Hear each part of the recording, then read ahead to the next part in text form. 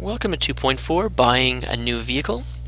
When we are actually going to purchase a car or a truck, we do have some options as to buying a new vehicle or for buying a used vehicle.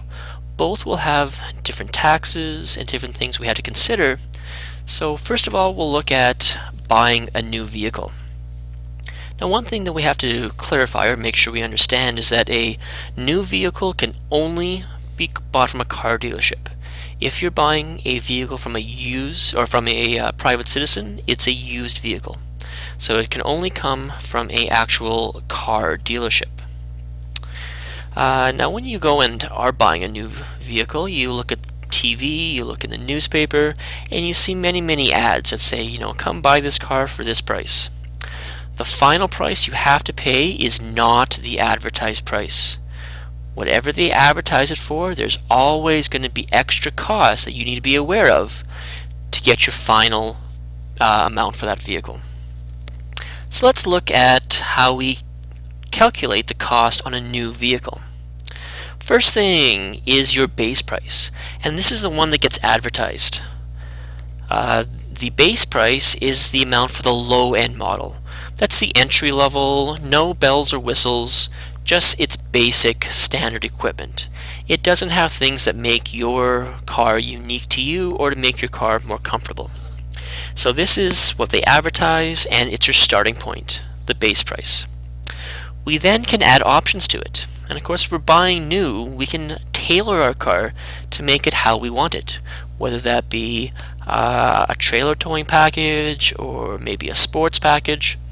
There are options that we can add. And this is a list of add-ons designed to make the vehicle more comfortable or tailored to the purchaser. Some of these will be one-offs where you can buy a single item, or some will come in groups that you have to buy the entire group as an option. So you decide on which options you want and you add them to your price. Now the freight charge. There are no vehicles that are actually built in Winnipeg. They're all shipped to Winnipeg, and of course there's a cost for that. So the freight charge is the cost to ship the vehicle to your location. If we have no price given in the question, we're going to assume or use a value of $750. That'll be our standard freight charge. Then these three things added together is our sticker price. And if you were to go browse around some car dealerships, all the vehicles on the lot will have an actual sticker attached to the window. And that is what we call the sticker price. It's the base price, plus the options, plus the freight charge. These three things added together will be actually on the vehicle. Now there's also a documentation fee. Now, buying a car is a legal binding document. There's paperwork that goes along with it. The salesperson will sit down with you, go over the paperwork, make sure you understand everything, and they're going to charge you up to and including $150 for their fee, for the documentation fee. Now, some will charge less, some will charge more, sometimes they'll waive this if you talk nice to them. But if no price is given, or if we don't talk about the documentation fee, we still have to add the $150.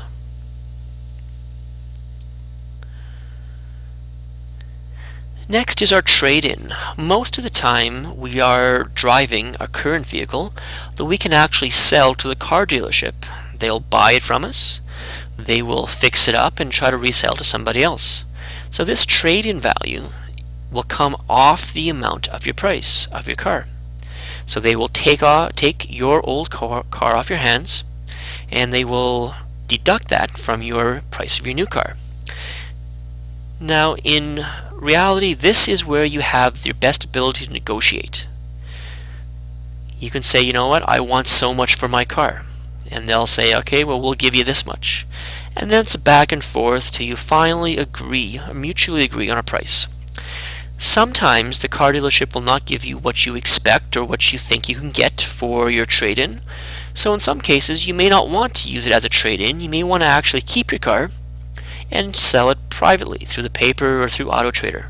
Sometimes this will give you your best value, but of course, you got to go through the process of posting it, of having somebody come buy it, and then getting the money off them. So using it as a trade-in is a far more convenient way, and if you are close in value, I do recommend you using it as a trade-in value. However, if you want, you do have the option to sell that car privately. And of course, trade-in value is subtracted. It's only one that is subtracted from our price. Finally, once we have our sticker price, our documentation fee, subtract our trade-in, then we're looking at taxes. And when you're buying a new vehicle from a car dealership, we have both GST, which is 5%, and PST, which is 8%. The dealership is performing a service for you and providing with a product, so it's GST and PST. So let's take a look at a question here to see how we do.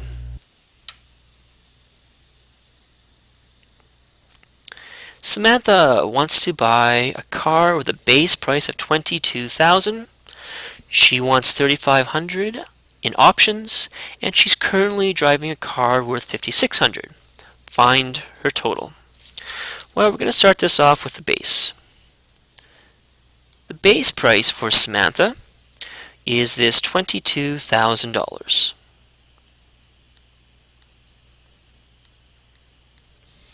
But then she says, okay, I want a few options, make this car comfortable for me to drive. So we're going to add our options of $3,500.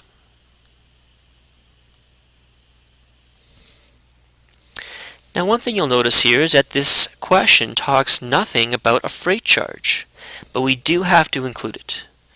So we will take our freight charge, and since no price is given, we're going to assume $750.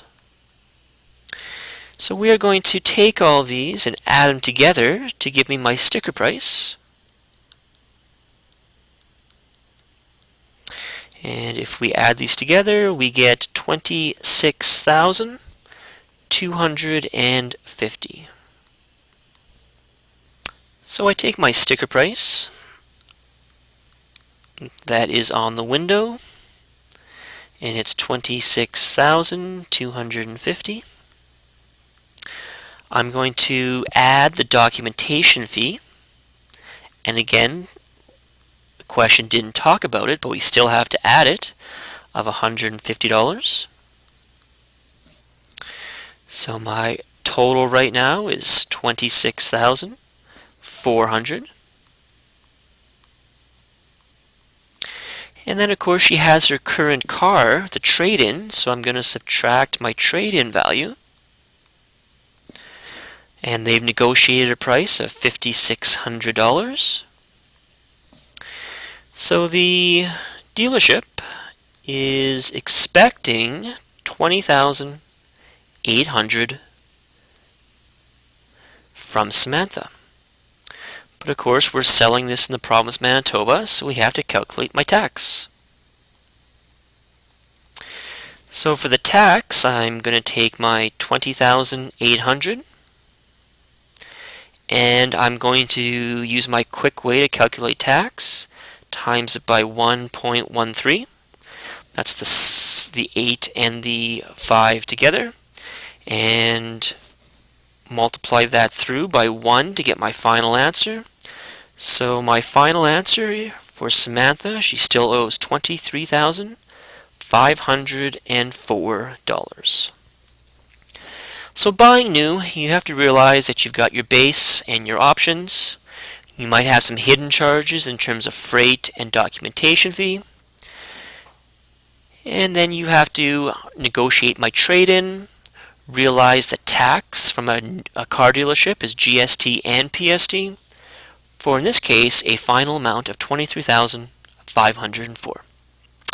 You can now switch to your workbook and try some questions on your own.